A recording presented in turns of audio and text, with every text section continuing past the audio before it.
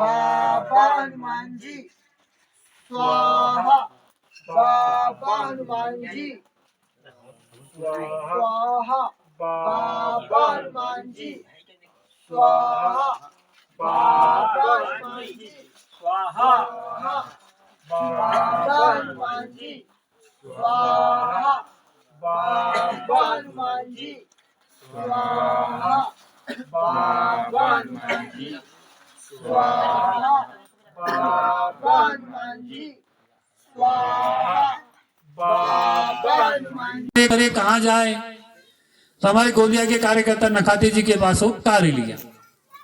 कार्य लेने के बाद कार्य चलते रहे, कुछ दिन कार्य बीते। एक छोटी सी बच्ची थी उनकी, इतनी बड़ी।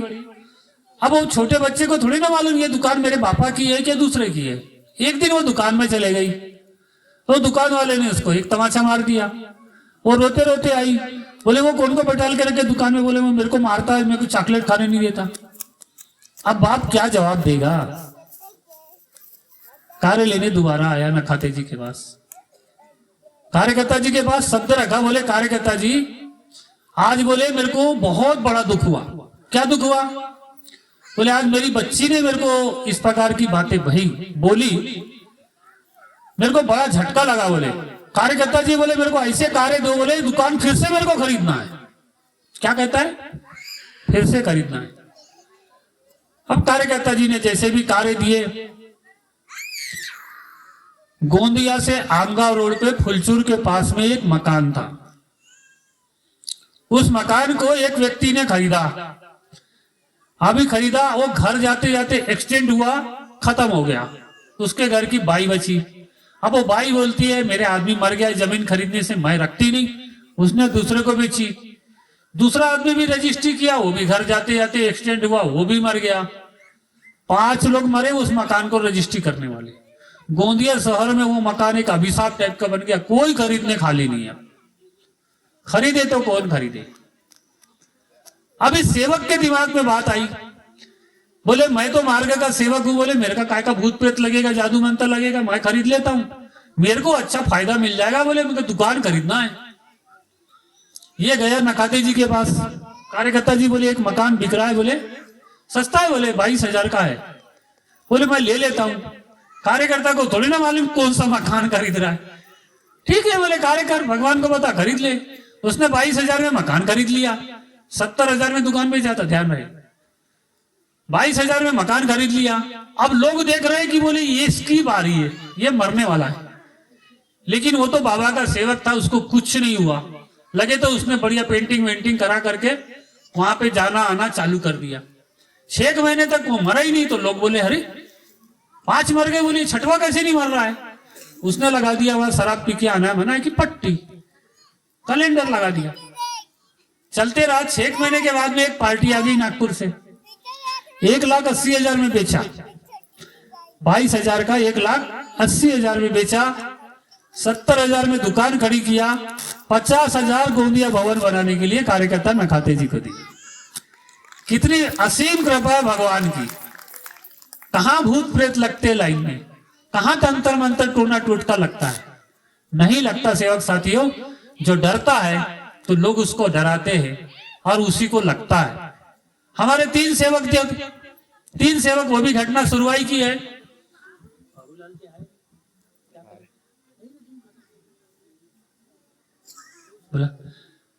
सुरवाई के 3 सेवक गए एक शादी में। इधर शादी है, वो तीनों के तीनों इधर आ गए। बोले चलो बाथरूम वाथरूम करके आते। उधर चले गए, झाड़ हिल गया। एक बोलता है कौन है बे? दूसरा बोलता है बाबा मेरे पास है। तीसरा तो कब गया। बस कहानी वहीं खत्म हो गई। 2 ठीक हो गए, तीसरा बीमार गिर गया, 7 दिन तक खटिया पे पड़ा रहा। उसके घर की बाई पूछती है गलती क्या किया बता। अरे बोले कोई गलती नहीं किया। नहीं बोले तू वहां शादी में गया था तब से तबियत खराब है। वो बेचारी दूसरे सेवक के पास गई, तीसरे सेवक के पास गई। बोले वो ऐसा हो कैसे गया? तो तीसरे वाले ने बताया, बोले ऐसा तो कुछ नहीं। हाँ बोले वो झाड़ के नीचे गए थे, बोले वो झाड़ हिला था, बोले तो ऐसा ऐसा हुआ था। बात खत्म है। डर का भूत है, माफी मांगे तीरथ बनाए। सेवक उठ के बैठ गया। कैसा है? मैं आपके सामने खड़ा हूं, मेरे को 2 तंत्र मंत्र वालों ने जादू मंत्र का पानी बना के पिलाया मेरे को। बैयर में तंत्र मंत्र का पानी पिलाया। हमने भी पानी पकड़े, बातचीत करते करते बाबा हनुमान जी बोल के हमने फूंक मारा, हमने पी लिया। हमको तंत्र मंत्र नहीं लगा, जिसने किया था उसको लगा। 11 दिन बाद वो मेरे को आके थाने में माफी मांग के गया। 11 दिन तक तबीयत ठीक नहीं हुई थी उसकी। तो सेवक साथियों, हमारे महान त्यागी बाबा जुमदेव जी का कहना है, बंटवारा किए, तीनों के तीनों मोटरसाइकिल में निकले। हमारी सेविका बाई को मन में क्या विचार आया, उसकी मां को देवी आती थी, तो यही कपूर देती थी उसको, यही उसको पानी देती थी, सब करती थी। चलते चलते बालाघाट पहुंचे पैसे लेके। कालूराम बाबना क्या गए, बढ़िया अच्छा वाला हार ले ली उसने। बोले घर ले जाऊंगी तो सेवक खर्चा कटा लेगा, हार ले लो। बढ़िया ले ली उसने हार। अब ले ली तो रख देना था ना, नहीं पहन भी लेती हूँ, गले में भी डाल ली। मस्त बढ़िया घर गई, उसको वही वाली देवी आ गई जो उसकी मां को आ रही थी। बड़ा उपद्रव की उसने 2 दिन तक। तीसरे दिन बालाघाट में चर्चा बैठक थी, मैंने कहा लेके आओ। आई तो वो इसी करने लगी।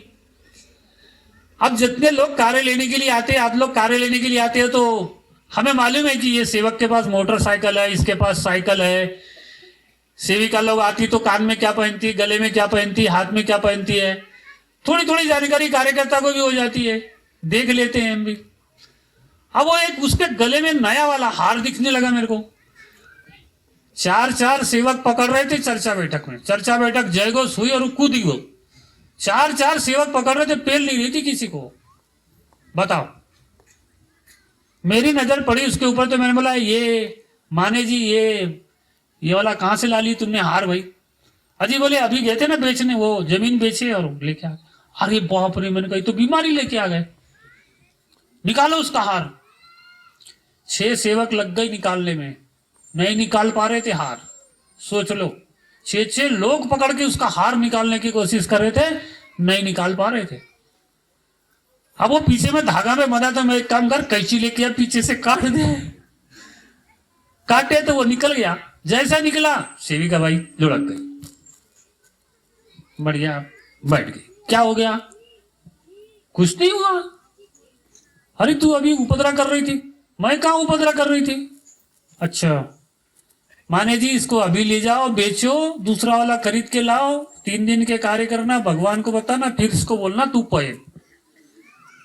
कहां से आ गई ये बातें? डर का बड़ा भूत। ये गांव है, ये आम का झाड़ है, वहां से रोड से यदि कोई आदमी शाम को 7 बजे जा रहा है, थोड़ी सी मुरुम फेंक दो झाड़ के ऊपर, वो डर जाएगा, दोबारा ये रास्ते से नहीं जाएगा वो। ये डर का भूत है। तो इस तरह से ना जाने कैसी कैसी बातें हमारे समाज में विद्यमान है, और हम लोग आज उसको लेकर चल रहे हैं, जिसको अंधश्रद्धा कहते हैं। अंधी श्रद्धा है कि हम लोग उन बातों को लेकर चल रहे हैं। तो हमें ये बातों को समझना चाहिए। चर्चा बैठक है, चर्चा बैठक हम क्यों कर रहे हैं? हमारे महान त्यागी बाबा जुमदेव जी की बहुत सारी स्टोरी है। हमारे महान त्यागी बाबा जुमदेव जी जब मंच पर बैठते थे तो गांव में जो महाजन लोग होते थे ना, धोती कुर्ता टोपी वाले, ना दाढ़ी बड़ी होती थी, ना कमंडल होता था, ना दाढ़ी ऊंची होती थी, ना कुछ गंठी माला पहनते थे, कुछ भी नहीं थे, सामान्य से व्यक्ति थे। तो आज हमारे कार्यक्रम में जब एक कार्यक्रम होता है तो कुछ हमारे पत्रकार साथी लोग आते हैं, वो लोग ढूंढते हैं, बोले यहाँ का बाबा कौन है? यहाँ तो कोई बाबा दिखते ही नहीं है, यहाँ सारे लोग बाबा है, सारे सेवक सेविका बाबा है। ये इन सब सारी चीजों से हमें इन सब सारी बातों की जानकारी मिलती है। 24 साल हमको इस धर्म को स्वीकार करने को हुए, हम कार्यकर्ता बने, और हमारे साथ साथ और भी बहुत सारे गांव में कार्यकर्ता बने, बहुत सारे सेवक बने। आप लोगों को जानकारी इन बातों से है कि कार्यकर्ता सह कार्यकर्ता लोग कार्य देते हैं, ये कार्यकर्ता कहलाते हैं।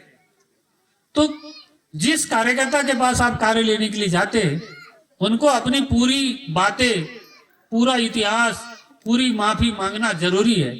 जब तक आप माफी नहीं मांगेंगे, जब तक समस्या दूर नहीं हो सकती। एक छोटा सा उदाहरण और है गोंदिया शहर का। एक व्यक्ति था बहुत अच्छा, घर के सामने किराना दुकान लगा के रखा था। उसके दुकान के सामने में एक सिंधी की दुकान थी। वो सिंधी की दुकान चलती नहीं थी, तो उसने उसके एक दोस्त को पैसा दिया, बोले यार इसको दारू पिला। धीरे धीरे करके उस सिंधी ने उस आदमी को पैसा देते गया। वो किराना दुकान वाला बेचारा दारू पीते गया। एक दिन इतना दारू पीना चालू कर दिया, दुकान बिक गई उसकी। अब सिंधी मोटा हो गया, बोले